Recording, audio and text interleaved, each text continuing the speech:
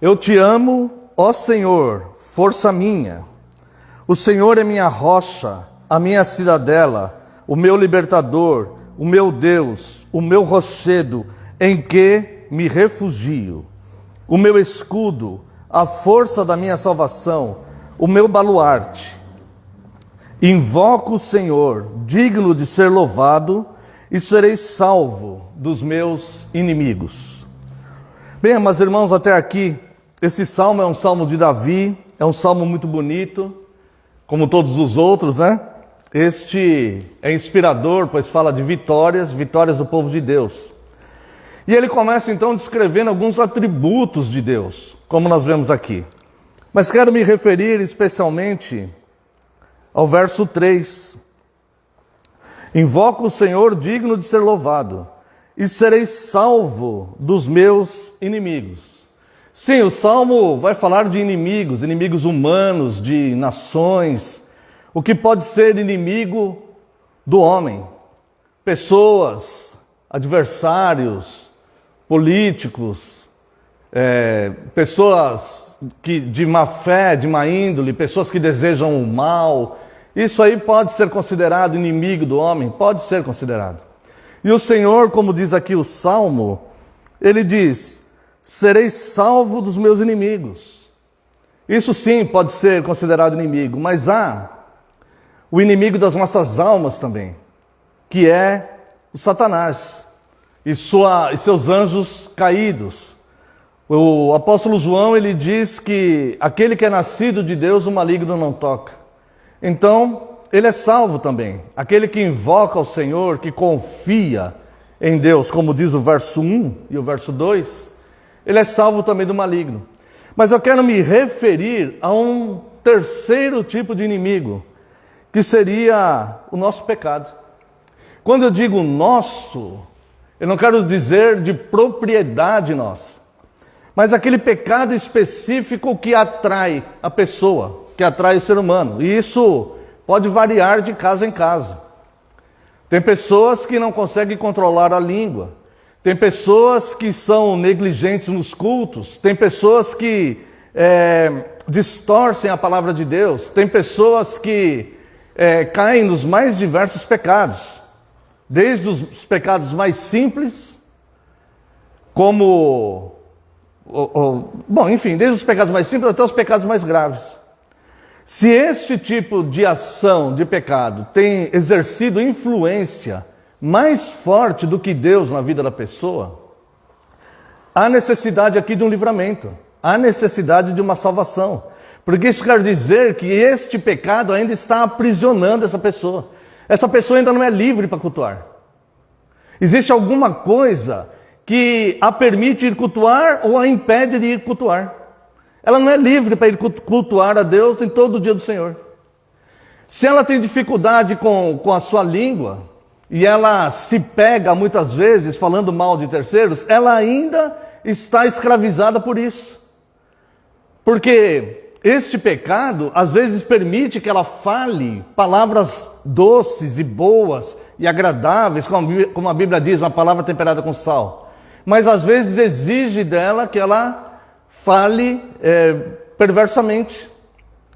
E se a pessoa tem um hábito de pequenas mentiras, se ela costuma se livrar de situações, se ela se apega a isso, se ela se fundamenta a isso, se é uma válvula de escape, se é uma arma que ela tem, que ela desenvolveu, contar pequenas mentiras, ela ainda está presa a isso. Este pecado às vezes a permite falar a verdade, mas às vezes exige dela a mentira. Então, quando o salmista ele está dizendo aqui, aquele que me livra, veja bem, como ele se refere àquele que o livra de todos os inimigos. Veja bem, primeiro ele fala, eu te amo, Senhor.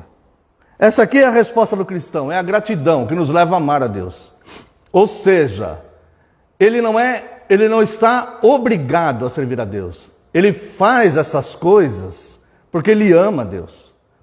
Ele cultua, ele congrega, ele fala palavras, ele procura controlar a sua língua, fala palavras boas, ele procura se manter fiel aos mandamentos, porque ele ama a Deus. Este É a resposta dele, é a gratidão dele. Ele faz isso porque ele de fato ama Deus. Ele não ama apenas de língua, apenas de palavra, apenas de aparência. Ele ama de atitude. E aí ele vai dizer quem é esse Deus que ele ama e que o livra de todos os seus inimigos. Ele reconhece esses atributos no caráter de Deus. O Senhor é a minha rocha, onde firma os passos, aonde está fundamentado, aonde não será abalado. Lembra que Jesus fala, a casa edificada na rocha não vai ser abalada, né?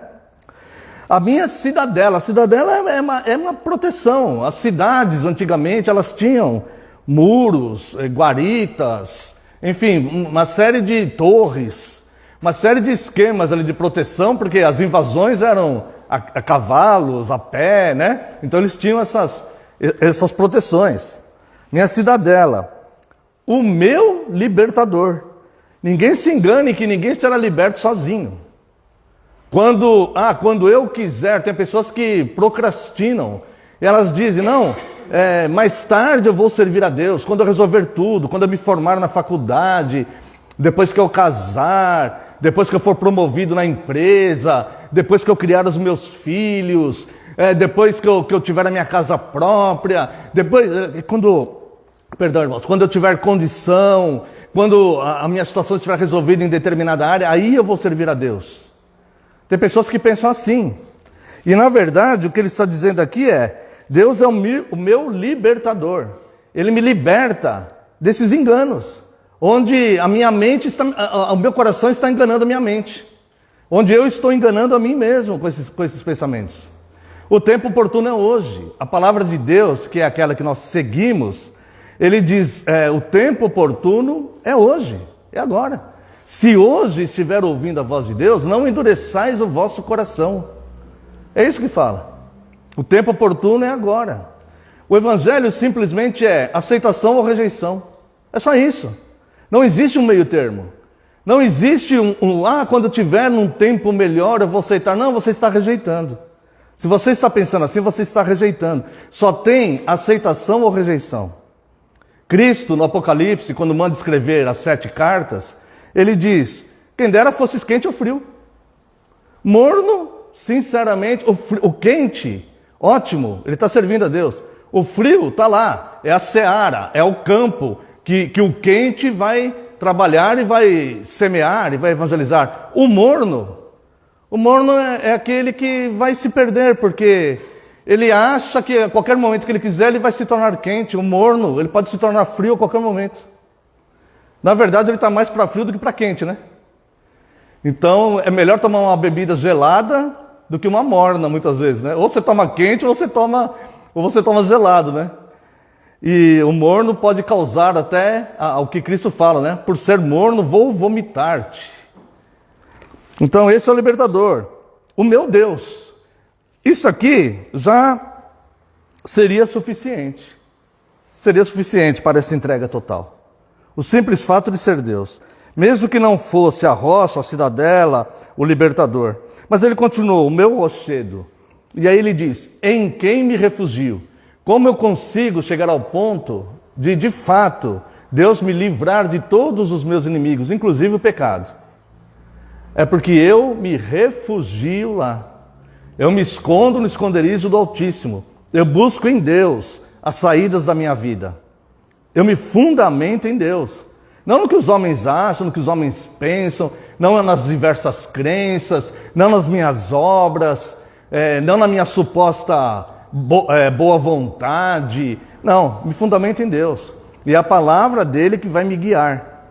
É a palavra dele que vai me guiar, como uma bússola. É como um avião que está no ar, que ele precisa dos aparelhos guiando para ele a direção. Ou um navio que está em alto mar, que precisa dos aparelhos para guiar. Nós precisamos da palavra de Deus para nos guiar no caminho. E aqui diz assim ainda, o meu escudo. Agora preste muita atenção no que Davi está falando aqui. A força da minha salvação. A força da minha salvação. Ou seja, não sou salvo a hora que eu quiser ser salvo do meu pecado. Um dia eu vou abandonar esse pecado. Não, esse pecado está cada vez mais te prendendo. A força da salvação é Deus. É Ele a força da salvação. Senhor, eu não consigo me libertar disso, eu vou me encher da Tua palavra. Quanto mais eu percebo que estou escravizado nisso, mais eu vou mergulhar na Tua palavra, mais eu vou buscar comunhão, mais eu vou Te cultuar, mais eu vou fazer a minha devocional, mais eu vou me dedicar a servi-lo no trabalho piedoso. Agora eu faço um alerta para os irmãos. Um alerta. Isso tem que ser feito como a Bíblia nos ensina. Se Deus te colocou numa comunidade cristã, é nessa comunidade cristã que você deve servir a Deus. Se Deus te colocou numa comunidade onde tem oficiais vocacionados, e esses oficiais, eles não ensinam heresia, eles não distorcem a palavra, nesta pregação, é nesse ensino que você deve aprender. Porque nas redes sociais tem muita informação, muita mensagem, muitos vídeos que parecem ser bons, mas não são. Nada que mistura verdade com mentira é bom. Nada. Não existe associação nenhuma da verdade com a mentira. A verdade é a Bíblia. E se Deus te colocou numa Bíblia onde você reconhece, numa igreja onde você reconhece que a palavra de Deus é fiel à Bíblia, é dela que você tem que se alimentar. Não de outras fontes. Porque você vai se envenenar. Eu conheci uma irmã uma vez que ela falou assim para mim: pastor, como o senhor falou um dia tal coisa. Eu falei: eu nunca falei isso, irmã. Ela chega um ponto que as pessoas misturam. De onde que eu aprendi isso? Aprendi da internet, aprendi do YouTube, aprendi com essas pregações que eu vejo aí. Já estão atribuindo a pastores fiéis coisas que eles nunca falaram. Eu falei: irmã, nunca falei isso. Pergunta para alguém da igreja, me mostra algum vídeo, me vê algum lugar onde eu tenha falado tal coisa. Não falei porque simplesmente não creio nisso. Então, irmãos, a pessoa chega num momento que ela nem sabe mais onde ela está. Isso é sinal que a pessoa está perdida. Perdida. Então, alimente-se conforme a Bíblia ensina. Você tem Efésios 4, a partir do 12. Você tem pastores e mestres para te auxiliar no caminho. Gálatas 6. É como a Bíblia ensina. Tá? Então, eu falo para os irmãos, porque as pessoas têm sido envenenadas com pregações que estão vendo por aí. E ensinando coisas totalmente antibíblicas. Eu falo: mas o que ele falou é bíblico, uma parte é bíblica, outra não é. Se misturou a verdade com a mentira, é a sutileza do engano. Então ele diz aqui: o Senhor é a força da minha salvação. O apóstolo Paulo fala: não me envergonho do evangelho, porque ele é o poder de Deus para a salvação de todo aquele que crê. Então ele está confirmando o que Davi fala aqui: a força da minha salvação. Então, irmãos, não se engane com a sutileza do engano. Em épocas de redes sociais, programas de televisão, simplesmente porque tem nome lá, de ser uma igreja, de ser uma... Cuidado que vai envenenar e vai trazer confusão. E Deus não é Deus de confusão. Deus é Deus de paz. Seja o Espírito Santo, seja a paz de Deus, o árbitro nos vossos corações. E depois ele diz aqui, olha só: o meu baluarte é uma fortaleza inexpugnável, uma fortaleza que não tem como passar. O apóstolo Paulo chama a igreja de baluarte. A igreja, coluna e baluarte da verdade. O apóstolo Paulo fala isso para Timóteo. Baluarte é uma fortaleza inexpugnável. O nosso inimigo não nos alcança se nós estivermos na igreja de fato de Cristo. E não nos enganos que são pregados por aí. E diz aqui: invoco o Senhor, digno de ser louvado. E aí sim, serei salvo dos meus inimigos. Então veja que tem um processo aqui que envolve duas coisas. Primeiro, amar a Deus. Segundo, reconhecer a Deus e se fundamentar nele. Se você, medite depois na sua casa, do verso 1 ao verso 3 aqui do Salmo 18. Medite nisso. São 2 passos antes de você ser liberto de todos os seus inimigos. Amar ao Senhor e fundamentar-se nele. Irmãos, diga não para o engano que está sendo pregado aí. Diga não para o falso evangelho. Diga não. Diga não. Não se preocupe, rejeite. Não deixe pregar na sua casa quem vem com falsas doutrinas. Não fique assistindo programas que têm nome de igreja, mas que ensinam um evangelho anátema. O apóstolo Paulo ele diz assim, olha, se alguém vier te pregar um outro evangelho, até mesmo um anjo do céu vier te pregar um outro evangelho, além deste que eu estou pregando aqui, seja anátema. Essa palavra significa maldito, amaldiçoado. Então, não deixe entrar na sua casa a mentira em nome de Deus. Porque Deus não tem associação nenhuma com a mentira. Debruce sobre a santa palavra de Deus. E aprenda naqueles que Deus instituiu para te ensinar o caminho. Você pode colocar este à prova. Você não precisa confiar nele cegamente. Você não vai confiar nesses oficiais cegamente porque você tem a palavra. Verifica a palavra contextualmente, não em versículos isolados. Isso aqui que ele está falando é contextual com a Bíblia? Isso sim, isso você deve verificar.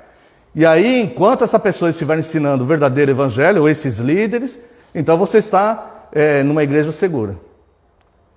Repare na conduta. A Bíblia diz, pelos frutos conhecereis. Repare na conduta desses oficiais.